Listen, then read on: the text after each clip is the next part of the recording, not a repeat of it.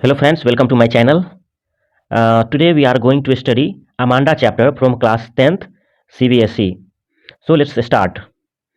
Guys, there is something written in the bracket. Here we will study this so that we can understand the chapter properly. Uh, here we will read this. Every child feels that हर एक बच्चा प्रत्येक बच्चा ये feel करता है महसूस करता है दैट सी या he is controlled and instructed not to do one thing और एनदर कह रहे हैं कि हर एक बच्चा घर में ये फील करता है कि उसको कंट्रोल किया जाता है किसी के द्वारा उससे इंस्ट्रक्ट किया जाता है उससे कोई इंस्ट्रक्शन दिया जाता है कि ये करो ये ना करो यू टू मे फील शायद आप भी ऐसा फील किए होंगे that your freedom is cartel cartel मतलब कम होना कि आप भी ये फील कर रहे होंगे कि आपका फ्रीडम जो है कम हो गया है बिकॉज आप जो करना चाहते हैं वो आपके गार्जियन पेरेंट्स नहीं करने दे रहे हैं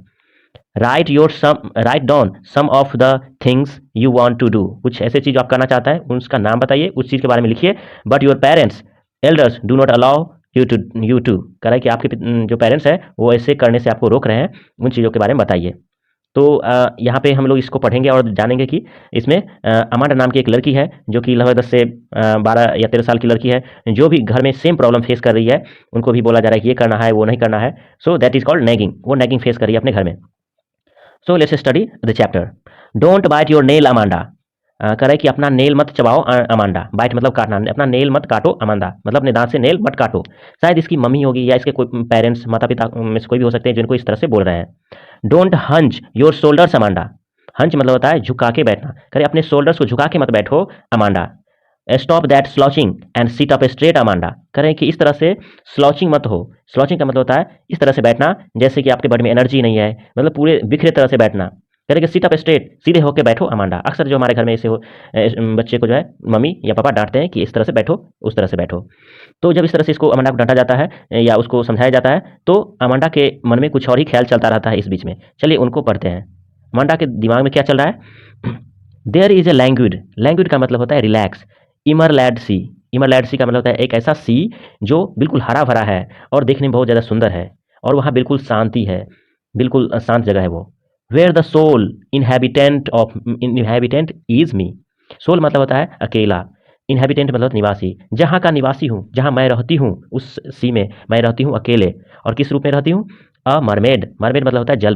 जलपरी मतलब जिसका नीचे वाला पार्ट बॉडी का पार्ट फिश का हो और ऊपर वाला पार्ट ह्यूमन का हो उसको बोलते हैं जलपरी करे मैं वो जलपरी की तरह वहाँ पे हूँ ड्रिफ्ट और मैं बह रही हूँ तैर रही हूँ ब्लिसफुली और उस पानी में मैं पानी के धारे के साथ बह रही हूँ ब्लिसफुली मतलब आनंदपूर्वक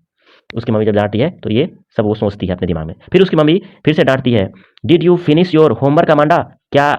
तुम अपना होमवर्क की अमांडा पूरा की did you tidy your room Amanda tidy मतलब साफ करना कह रहे कि अमांडा क्या तुमने अपना रूम साफ की I thought I told you to clean your shoes Amanda कह रहे कि मैंने तुमको बोला था कि तुम अपना शूज साफ कर लो क्या तुम वो शूज साफ की ये फिर से डांटती है और फिर अमांडा अपने ख्यालों में खो जाती है और वो लड़की बहुत इमेजिनेटिव है तो वो फिर बीच में सोचने लगती है क्या सोचती है आई एम एन ऑर्फन उसके माता पिता है फिर भी वो बोलते हैं कि आई एम एन ऑर्फन मैं अनाथ हूँ जिसके माता पिता ना हो दैट इज कॉल्ड ऑर्फन और रोमिंग द स्ट्रीट और सोच रहे हैं कि रोमिंग मतलब भटकना या घूमना कह रहे मैं घूम रही हूँ कहाँ पे स्ट्रीट में गलियों में घूम रही हूँ I pattern soft dust with my hust bare feet hust मतलब होता है शांत और बेयर मतलब होता है बेयर फीट मतलब नंगे पैर करें मैं अपने नंगे पैर से उस गली में जब घूमता हूँ तो वहाँ जो धूलकन पर है उस या डस्ट जो उस रोड पे पर है ना उस पर चल करके मैं अपने पैरों से निशान बनाती हुई पैटर्न बनाती हुई जा रही हूँ और इन काम में जो उसको मजा आ रहा है द साइलेंस इज गोल्डन करी साइलेंस को कंपेयर कर दी गोल्डन से मतलब साइलेंस उसको बहुत जरूरी है शांति की उसको बहुत जरूरी है द फ्रीडम इज स्वीट उसको फ्रीडम भी चाहिए इसलिए बोलते हैं फ्रीडम कितना स्वीट है फ्रीडम को स्वीट से को कंपेयर कर रही है क्योंकि वो क्या है उसको साइलेंस और फ्रीडम की सख्त जरूरत है आगे बता रहे हैं आगे फिर से उसकी मम्मी उसको डांटती है तो आगे क्या होता है देखते हैं here she says don't eat that chocolate Amanda Amanda उस चॉकलेट को मत खाओ रिमेंबर योर एकनी अमांडा एकनी का मतलब होता है पिंपल्स करें कि तुमको जो पिंपल्स है उसको याद करो उस चॉकलेट्स को मत खाओ उससे तुम्हें जो है पिंपल हो जाते हैं will you please look at me when I am speaking to you Amanda करें कि क्या तुम मेरी तरफ देखोगी जब मैं तुमसे बात कर रही हूँ अक्सर घर में जब बच्चों को डांटते हैं माता पिता तो वो नीचे सर झुका करके बात को सुनते रहते हैं और अपने ख्यालों में खोए रहते हैं आगे फिर देखिए आगे क्या बता रहे हैं आगे फिर अमांडा अपने फिर ख्यालों में फिर से खो जाती है and she says I am Rapunzel कह रहे कि मैं रैपंजल हूँ अब ये रैपंजल एक इंपॉर्टेंट वर्ड्स है दोस्तों रैपंजल के पीछे एक स्टोरी है। एक्चुअली एक छोटी सी लड़की को एक जो डाइन समझिए या विच समझिए, वो उसको चुरा के ले जाती है टावर पे, और टावर के ऊपर रूम रहता है, वहाँ पे उसको रख देती है, और फिर वो वहीं जो है बड़ी होती है। और वो जो विच होती है, वो जब भी उसके पास आती है, तो जो रैपंजल नेम की लड़की रहती है, वो अपने लंबे बाल जब नीचे गिराती है, तो उसी से होकर पकड़ के वो विच जो है ऊपर जाती है, फिर वहाँ उसके पास रुकती है, फिर वो वापस चली जाती है। तो रैपंजल वहाँ फ्री टाइम में बिल्कुल एंजॉय करती है, कोई डिस्टर्ब नहीं करने वाला होता है उसको। तो इसीलिए वो भी, जो अमांडा है, ये भी चाहती है कि वो भी रैपंजल बन जाए। I have note a care, यह अमांडा बोलती है कि मेरा कोई केयर करने वाला नहीं है। लाइफ इन अ टावर करे इज ट्रैंक्विल, करे टावर में जो लाइफ है, जिंदगी है ना, बहुत ही शांत है, एंड रेयर, और बहुत दुर्लभ भी है, क्योंकि सबको इस तरह की शांत लाइफ नहीं मिलती है। वहाँ बहुत अच्छा माहौल है, कोई डिस्टर्ब करने वाला नहीं है। I will certainly never let down my bright hair, यहाँ बता रहे हैं कि मैं निश्चित रूप से अपने हेयर नीचे नहीं गिराऊंगी, क्योंकि उसको जो स्टोरी पता है, उससे होकर के जो विच है ऊपर जा जाएगी, तो वो चाहती है उस टावर में जाना, बट वो नहीं चाहती कि कोई उसे डिस्टर्ब करे ऊपर जाकर के। फिर आगे उसकी मम्मी डांटती है, stop that sulking at once Amanda, करे तुम, जो सल्किंग का मतलब होता है रूठ जाना, गुस्सा जताना, गुस्सा जताने के लिए खाना ना खाना, बात ना करना, उसको बोलते हैं सल्किंग। करें कि ये सल्किंग जो है, गुस्सा जताना या नाराज होना बंद करो अभी का अभी Amanda. You are always so moody Amanda, Amanda तुम बहुत मूडी हो, मतलब तुमको बहुत ज़्यादा गुस्सा आ जाता है, और वो भी जल्द जल्द से जल्द। एनीवन वुड थिंक, लोग सोचेंगे, that I nagged at you Amanda, लोग क्या सोचेंगे, मैं तुम्हें नेग करती हूँ, मतलब नेग का मतलब मैं बार बार तुमको कोसती हूँ, या तुमको बार बार कंप्लेन करती हूँ, तुमको बोलता हूँ ये करो, करती हूँ कि ये करो वो करो, तुमको बार बार मैं डिस्टर्ब कर रही हूँ, ये लोग ऐसे सोचेंगे मेरे बारे में। Guys let's see some question based on this, क्या हम लोग उसको कर पाते हैं कि नहीं। बस 2 मिनट में ये सारे हो जाएंगे। Let's see, how old do you think Amanda is, कह रहे कि अमांडा कितने साल की है। How do you no this, कह रहे आपको कैसे पता चलता है कि कितने साल की है। कि हम बोल सकते हैं 10 से 12 या 13 साल की लड़की होगी, बिकॉज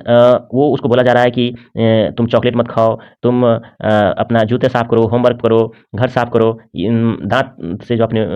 जो है नाखून मत चबाओ। तो ये सब चीज़ नॉर्मली इस एज के बच्चे के पास ये ट्रेट होते हैं, लक्षण होते हैं। Do you think, sorry, who do you think is speaking to her, कौन उसके साथ बात कर रही है। मोस्ट प्रोबेबली उसके पेरेंट में भी हम समझ सकते हैं मदर। मदर नॉर्मली जो घर में इस तरह से बच्चों को डांटते हैं। अगर 3 और 4 छोड़ दे रहे हैं, ये कोई खास क्वेश्चन नहीं है। आगे देखिए 5 number, what could Amanda do if she were a mermaid, करे अगर वो मरमेड होती, जलपरी होती, तो वो क्या करती। अगर वो जलपरी होती तो क्या करती, वो एक एमरलैंड सी, एमरलैंड जो सी था, एक हरा भरा सी, जो बिल्कुल, जहाँ बिल्कुल रिलैक्स है, बिल्कुल शांति है, वो उसमें एक मरमेड की तरह धारा के डायरेक्शन में वो तैरती, ब्लिसफुली, मतलब आनंदपूर्वक तैरती, और बिल्कुल वहाँ पे इंजॉय करती अकेलेपन को, उसे कोई वहाँ डिस्टर्ब नहीं करता। करा है कि is Amanda an orphan, no Amanda is not an orphan. Why does she so, ऐसा वो क्यों बोलती है। Because she is fed up of nagging by her mother, वो अपने मदर के द्वारा बार बार नेगिंग की जा रही है, उनको बार बार मतलब कंप्लेन की जा रही है कि तुम ये नहीं करती हो, वो नहीं करती हो, तो वो इससे उब चुकी है, इसलिए वो ऐसा बोलती है। वो चाहती है कि इससे अच्छा होता है कि पेरेंट्स ही ना होते मेरे।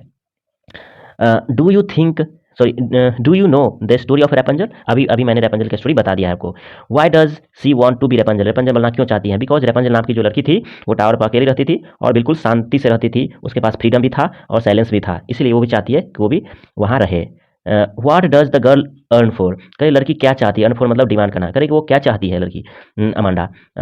What does this poem tell you about Amanda, Amanda क्या चाहती है, Amanda needs peace and freedom so that she can enjoy her time, अपने समय को इंजॉय कर सके, बिकॉज वो क्या है, एक बच्ची है, तो उनको फ्रीडम चाहिए। वो उसके बारे में, अमांडा के बारे में आपको क्या लगता है। अमांडा